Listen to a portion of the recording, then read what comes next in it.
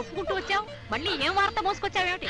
అత్తయ్య, ఆ నారాయణ కూతురికి వార్తల మీద వార్తలు అయిపోతున్నాయి. దాన్ని ఖచ్చితంగా కడిపానని వాళ్ళ నాన్న నిర్ణయం చేశాడు. చిట్టి, బుద్ధి లేదు నీకు? నువ్వు కబుర్లు పెట్టడానికి నారాయణ కూతురే దొరికిందా? అది వచ్చి అమాయకురాలు. అది అమాయకురాలే కావచ్చు, నీ తమ్ముడు అమాయకుడు కాదుగా, అందుకే వార్తలు. నోరు మొయ్, మళ్ళీ ఇలాంటి కూతురు కూర్చోమంటే పళ్ళు రాలు కొడతాను. అత్తయ్య, నేను అతిగా అవుతానేమో కానీ ఎప్పుడైనా అబద్ధం చెప్పానా? నువ్వు చెప్పు, కావాలంటే విను. నా మనిషిగా నా వెంట తిరుగుతూ నాగుపాములాగా దాన్ని కాటు వేస్తావా? నీ అన్నకు నాకు బద్ధ విరోధం అని తెలిసి కూడా అది నీ వెంట తిరిగిందే. అందుకు నిజంగా ఇచ్చినారా? మీ తమ్ముడు ఆ పద్మని పాడు చేసింది చాలక దానికి నాకు ఎలాంటి సంబంధం లేదని అడ్డంగా డబ్బాయించడం నా కళ్ళారా చూశాను, చెవులారా విన్నాను.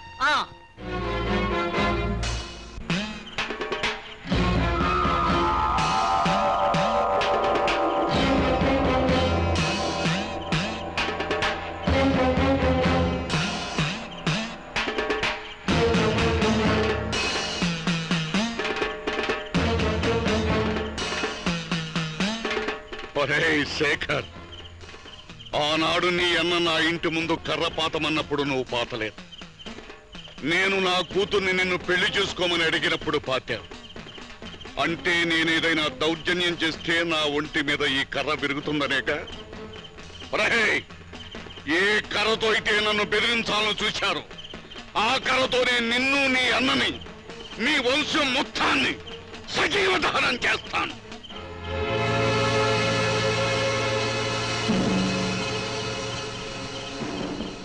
చెప్పరా, స్నేహం పేరుతో నారాయణ కూతురుని చెడగొట్టింది నువ్వేనా? ఆ అమాయకురాల జీవితాన్ని సర్వనాశనం చేసింది నువ్వేనా? చెప్పు. చూడమ్మా, ఇందులో పాపపుణ్యాలు నాకు తెలియని చెప్తున్నా. అన్నయ్య ఎలా నిగదీస్తున్నాడు? అన్నయ్య అడుగుతున్నది పాప పుణ్యాల గురించి కాదు, నిజాల గురించి. నువ్వు చెప్పిందే నిజమైతే ఈ ఊళ్ళో ఇంతమంది మగవాళ్ళు ఉండగా ఆ పద్మ నీ పేరెందుకు చెప్తుంది? అన్నయ్యకి నారాయణకి మధ్య విరోధం ఉంది కాబట్టి ఈ అభండాన్ని నా నెత్తిన వేసి అన్నయ్య మీద పగ సాధించడానికి ఆయన ఇలా ప్రచారం చేస్తున్నాడు. అబద్ధం.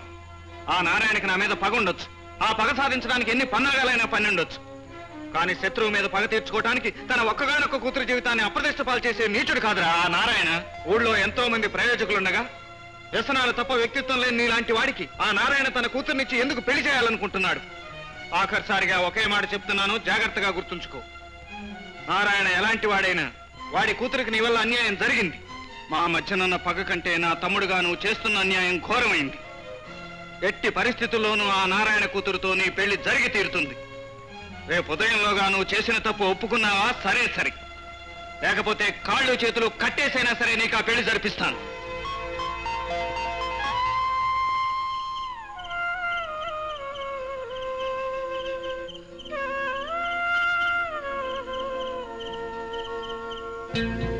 రేపు ఉదయంలోగా నువ్వు చేసిన తప్పు ఒప్పుకున్నావా? సరే సరే, లేకపోతే కాళ్ళు చేతులు కట్టేసైనా సరే నీకు ఆ పెళ్లి జరిపిస్తాను. నాకున్న భూమి, పుట్ర, నగ, నట్ర సర్వస్వం నీ పేరు పెడుతుంది. దయచేసి నా బిడ్డకు అన్యాయం చేయొద్దు.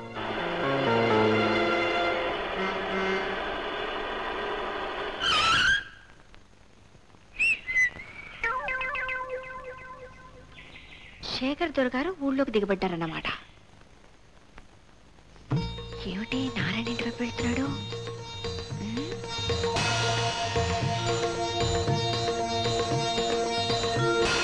నా కూతురు జీవితంలో చిచ్చు పెట్టి పెళ్లి చేసుకోమని ప్రాధాయపడినా తిరస్కరించి వెళ్లిపోయిన వాడివి మళ్ళీ ఇప్పుడు ఎందుకు వచ్చావు? ఆ రోజు గొడవ జరుగుతున్నప్పుడు చిట్టి పక్కనే ఉంది. అది ఊరంతా అంటించే రకం. పైగా మా అన్నయ్యకి ఏ రకంగా చెప్పెక్కిస్తుందోనని అలా మాట్లాడాను. ఆ తర్వాత నా అంతటి నేనే మా అన్నయ్య దగ్గరికి వెళ్ళి ఒప్పిద్దామని ప్రయత్నించాను. అయితే మా అన్నయ్య, ఆ నారాయణ గారు నాకు ఆగర్భ శత్రువు, వాడి కూతుర్ని పెళ్లి చేసుకోవడానికి వీల్లేదు అన్నాడు. అసలు పద్మని పెళ్లి కాకముందే పాడు చేస్తే ఆ నారాయణ గారికి గుణపాఠం నేర్పినట్టు అవుతుందని కూడా అన్నాడు. చిన్నవాణ్ణి నేనేం చేసేది? నా మీద కక్ష తీర్చుకోవడానికి నా కూతుర్ని పాడు చేయమని మీ అన్నయ్య నీతో అన్నాడు. నీ వల్ల నాశనం అయిపోయిన నా కూతుర్ని పెళ్ళాడకపోతే నీ ప్రాణాలు తీస్తానని అన్నాడు. నాకంతా తెలుసురా. పాల సముద్రంలో విషం పుట్టినట్టు అలాంటి వాడికి నువ్వు తమ్ముడుగా పుట్టడం వాళ్ళ దురదృష్టం. నిన్ను ప్రేమించడం నా కూతురు దౌర్భాగ్యం. దాని జీవితం నాశనం అయిపోయినా పర్వాలేదు, నువ్వు మాత్రం దాన్ని పెళ్లి చేసుకోవడానికి వీలేదు. పోయి నుంచి. బాబాయ్ ఆగాగు, నువ్వు ఇతను బయట పొమ్మని ముందు మీ ఇంటికి ఎవరిని తీసుకొచ్చారో చూడు.